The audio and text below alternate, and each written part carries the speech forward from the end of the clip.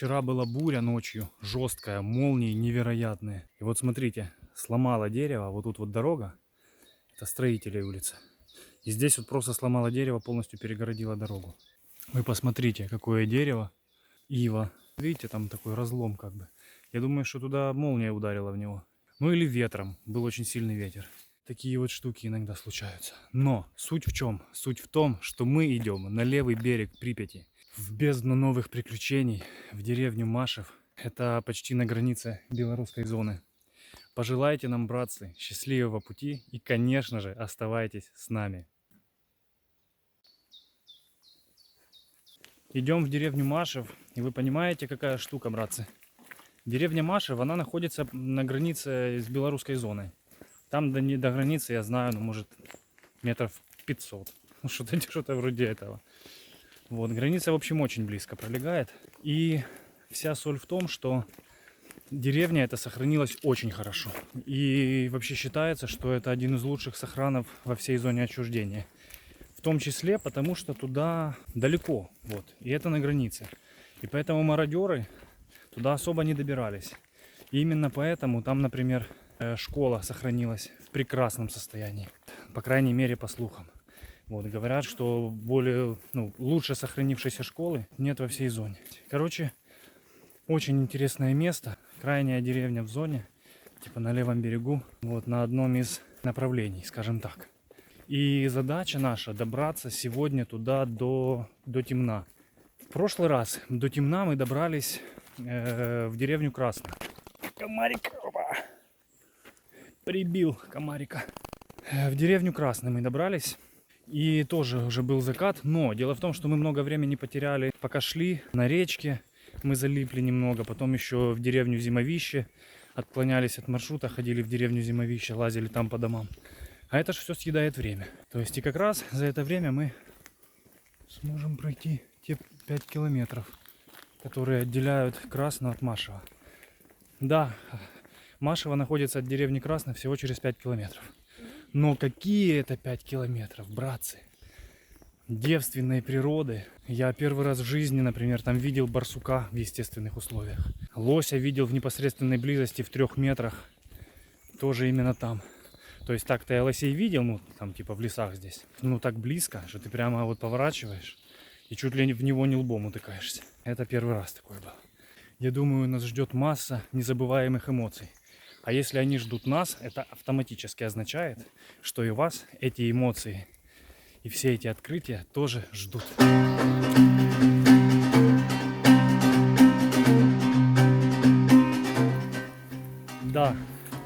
Да, братцы, в этот раз мы опять решили идти по песчаному плато по одной единственной причине.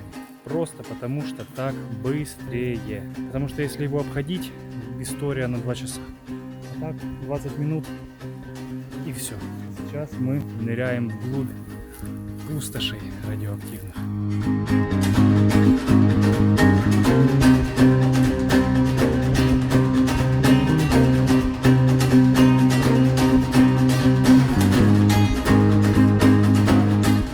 Мы на песчаном плато и решили немножко замерить фон. Пока что мы в самом начале. Фон здесь не очень большой. Я думаю, что дальше будет значительно больше. Сейчас пока вот 100. Вот видите, 200 микролингов всего. Двигаемся дальше по плато. Вот мне захотелось замерить фон возле этого значка. Это черный знак, причем он родной, это его не перемещали, видно, он вкопан глубоко. Опять же, мы еще совсем недалеко от входа. Прошли, буквально даже 100 метров, наверное, не прошли. Может как раз 100, вот да, 100 метров. Значит, здесь фон совсем небольшой, 150 микрорентген. Вот возле первого знака. Дальше, вот видите, эти знаки пошли дальше. Туда я уже идти не буду, это нам не по пути совсем, не хочу терять время. Да и миссии такой не было, замерять фон, ходить здесь по плато. Но по ходу движения, вот в ту сторону мы будем идти, я еще обязательно тоже буду замерять фон. Мы продвинулись немного по песчаному плато, и вот возле первого желтого знака с радиацией, значит, фон 300 микрорентген. Много зависит от самого дозиметра. Не стоит думать, что это некая абсолютная величина. Вот. И это, вот это объективный факт. То есть дозиметры Белла, Припять, они примерно на одном уровне считают. Братцы, мы движемся дальше по плато. Вот тоже черные значки пошли. прошли примерно 200 метров. Здесь вот фон уже немножко выше. Вот, уже 330 микрорентген. А вот буквально в 2 метрах. Вот, возле вот этого значка я мерил. И тут же в 2 метрах, вот, там было 330, здесь уже 371.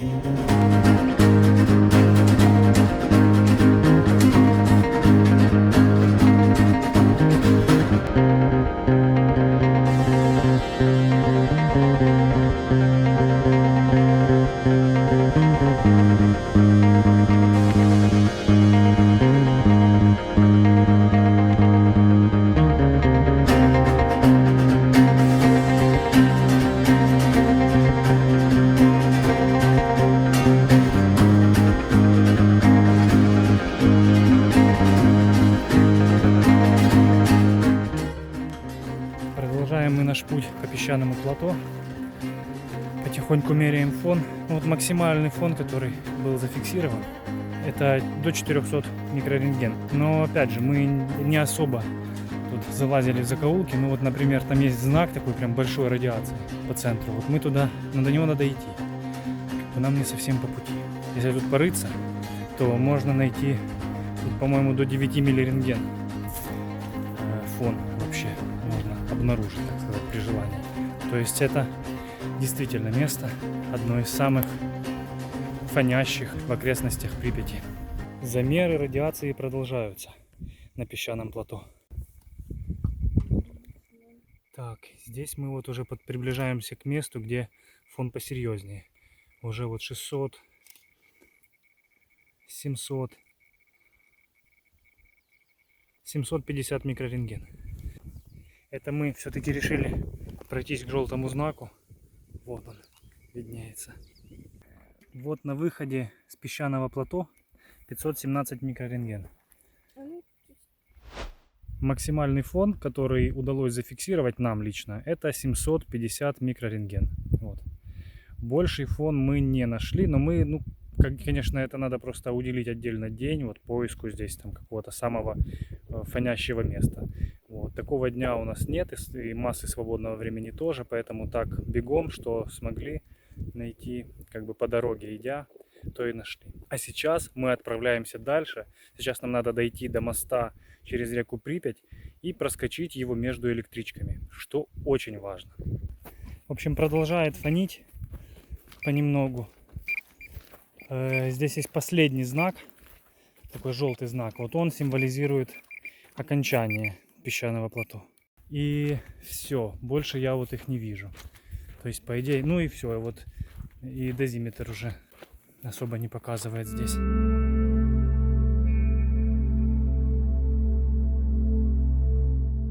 Вот видите, желтый знак. Вот здесь, по идее, оно как бы уже заканчивается. Все. Вот насыпь песчаная. Вот она идет таким горбом. Кстати, именно на самой насыпи достаточно громко поет дозиметр. Я думаю, что здесь будет где-то 500-600 микрорентген. И вот все. Мы буквально выходим, и он начинает потихоньку замолкать. Да, вот если слышно эти звуки пикающие, все, замолчал практически. То есть здесь фон совсем минимальный, я думаю 50 примерно. Теперь наш путь лежит прямо вплоть до моста.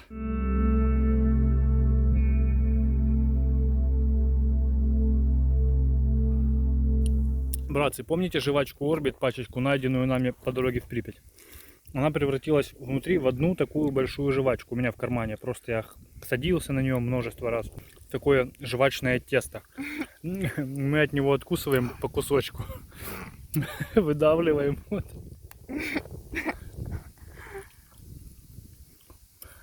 И получается вообще отлично. Итак, братцы, наше путешествие продолжается. Мы дошли до железной дороги.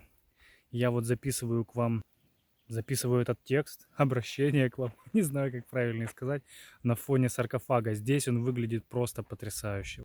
А вот и железная дорога прямо за мной. Мост. Сейчас нам надо в ритме танца его преодолеть. Я, честно говоря, думал еще взлететь на квадрокоптере и поснимать, вот как мы будем его проходить, потому что там очень красиво. Но учитывая как бы что обед, и в обед, походу, должна ехать электричка где-то. На это просто не остается времени. Как и ждать электричку тоже не остается времени. Поэтому, наверное, взлететь не получится. Однако нам нужно двигаться дальше, так как время не ждет. Так, братцы, вот и насыпь уже вот прямо за деревьями. Вот насыпь. Начинается мост. Сейчас нам надо технично эту насыпь преодолеть, взбежать на мост и в ритме танца его перейти. Так, тропа протоптанная, промытая дождями.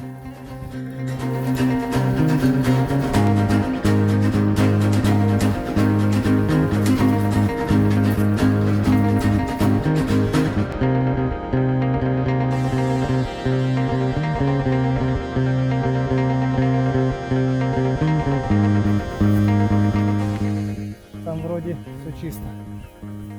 Никого нет на колее. В прошлый раз, когда мы пришли, на колее была масса народу. Ну вот регулярная обрезка деревьев происходила, там подкрашивали они что-то. А сейчас все тихо, пусто, чисто. Виды здесь всегда потрясают. Когда вылазишь на насыпь, эти виды просто тебя поражают. Очень эффектно это все выглядит. Так, ладно, я вижу семафор красный, можно идти. Если я хоть что-то понимаю в семафорах, а я не особо в них понимаю, честно говоря. Но мне почему-то кажется, что красный по умолчанию не может означать, что, ну, как бы... Ну, короче, красный это не зеленый. Одним словом. В общем, если я неправильно понимаю, поправьте меня, пожалуйста. Мне было бы интересно, я думаю, не только мне, узнать все подробности семафорных дел.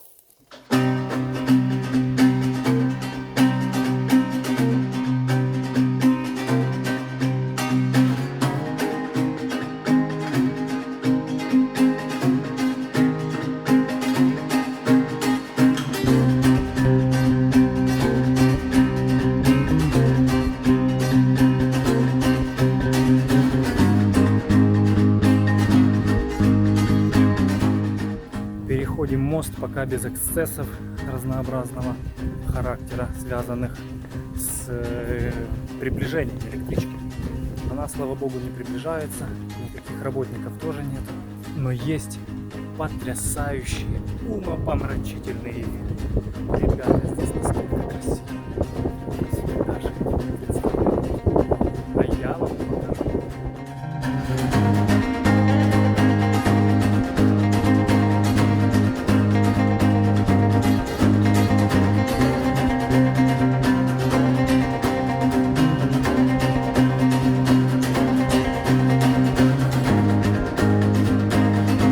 В прошлом году здесь везде были вот такие вот доски.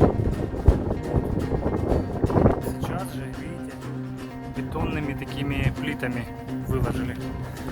Ветер ужасный.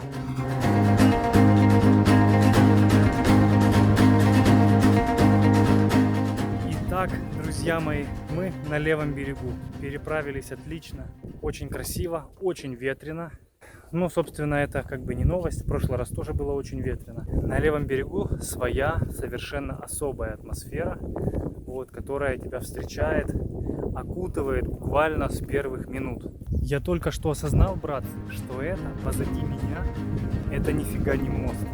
Это самый настоящий портал.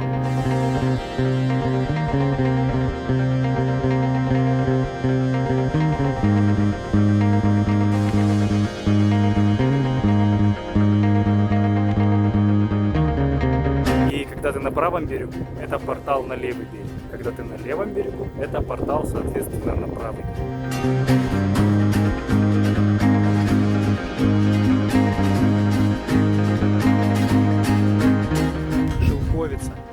Шелковица, братцы. На левом берегу, когда выходишь из портала, тебя встречает шелковица. Очень вкусная и сладкая. Ради эксперимента решили померить фон на шелковице. Ради эксперимента. Ну, пока что вот фон такой, видите? 150, 140, 143 микрорентгена. Братцы, кабан.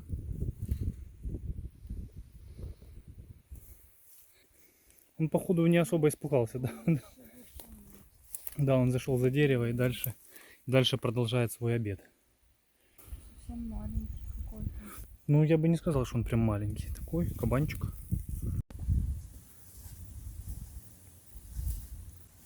Братцы, шелковица просто отличная. Поели мы шелковицы, братцы, и идем набирать водичку. Нам нужно набрать максимальное количество воды, потому что, честно говоря, ну там могут с этим быть проблемы. В прошлый раз у нас с этим были проблемы. Мы так и не набрали там воды. И сейчас вот мы должны набрать воды. И, собственно, у нас будет марш-бросок прямо до деревни Красно. Ну, примерно 15 километров. И там мы в церкви сделаем какой-нибудь привал, нормально покушаем, потому что мы на самом деле сегодня даже не завтракали. Мы выпили протеиновые коктейли, я лично выпил 2. Вот. И все, собственно, вообще не ели. Ну вот шелковицу только что поели и все. Я думаю, что мы уже дойдем до Красно, деревни. Красно, как называют ее местные люди. Вот, и там уже нормально сядем, приготовим поесть. Минка перед боем. Ну, все, ты размялась. Погнали. Чувачи. На камень ножницы. Давай. Чувачи. Все, я проиграл. Я первый раз выиграла.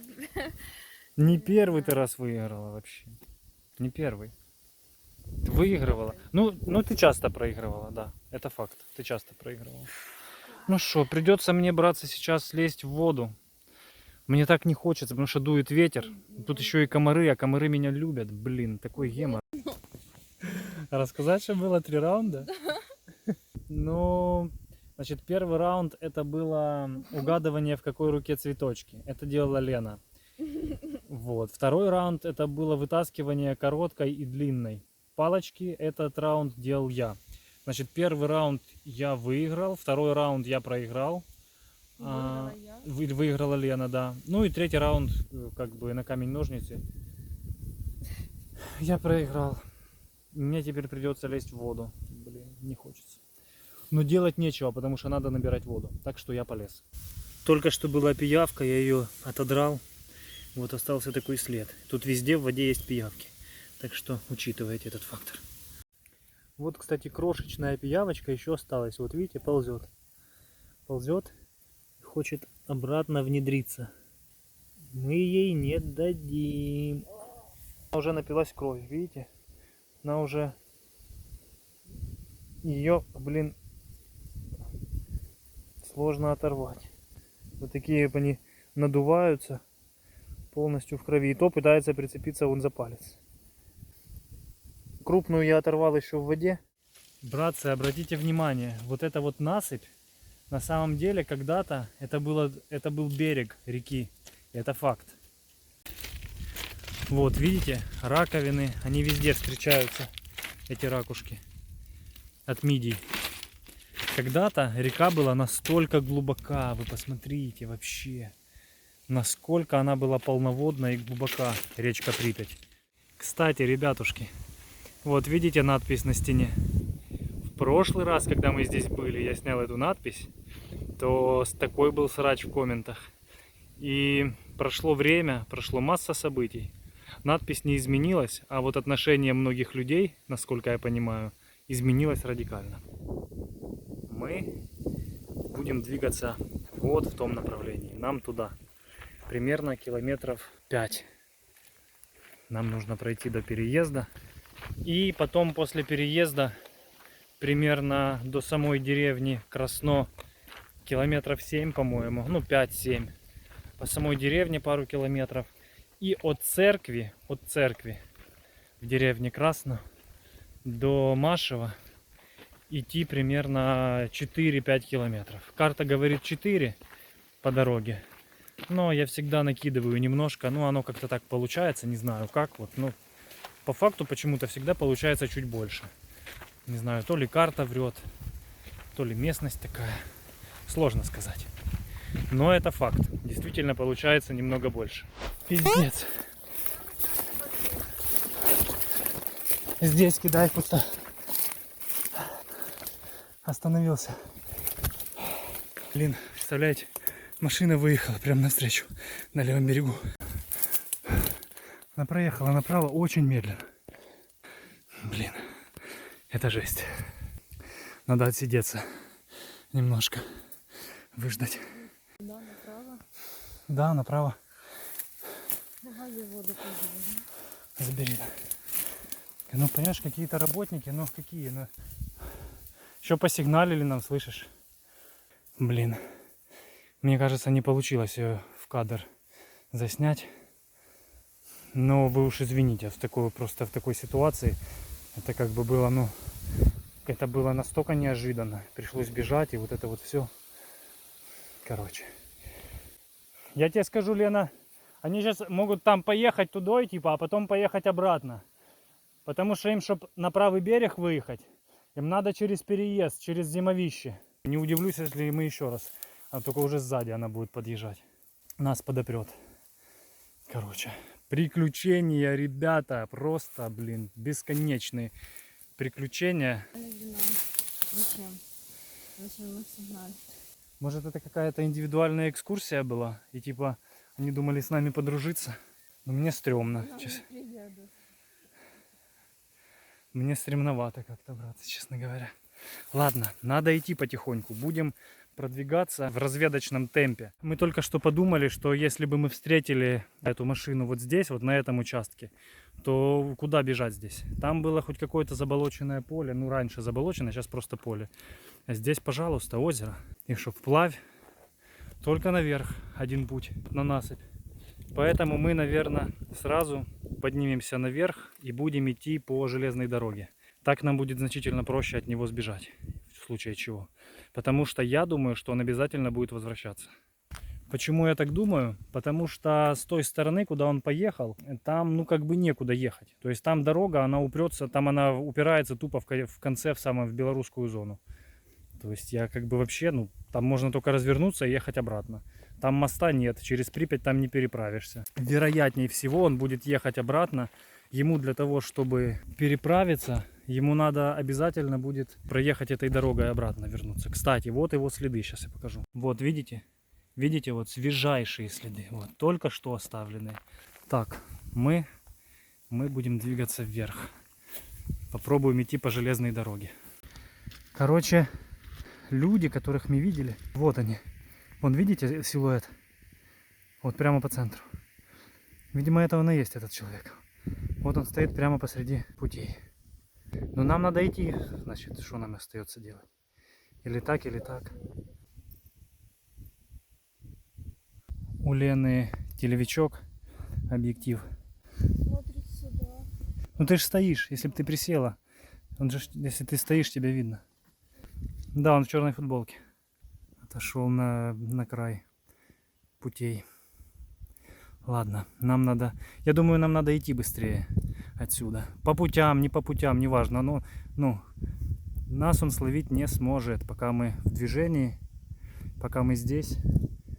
Ему нас не поймать. Я считаю, нам нужно идти. Бог с ним, с этим человеком. Мы будем идти. Если это, как говорит Лена, ну, некий журналист, который по пропуску сюда приехал на левый берег через Чернобыль в воскресенье, сделать пару кадров интересных. Я вас уверяю, он сейчас будет ехать обратно по дороге, остановится и будет с нами знакомиться. 100%. Вот. Возможно, блин, мы даже подружимся и поедем вместе в Маше на машине. Братцы, это будет просто, блин, безумное приключение. Будет очень круто. Посмотрим. Челюсть хищника. Я думаю, что это волк. Хотя, возможно, и рысь. Едут обратно.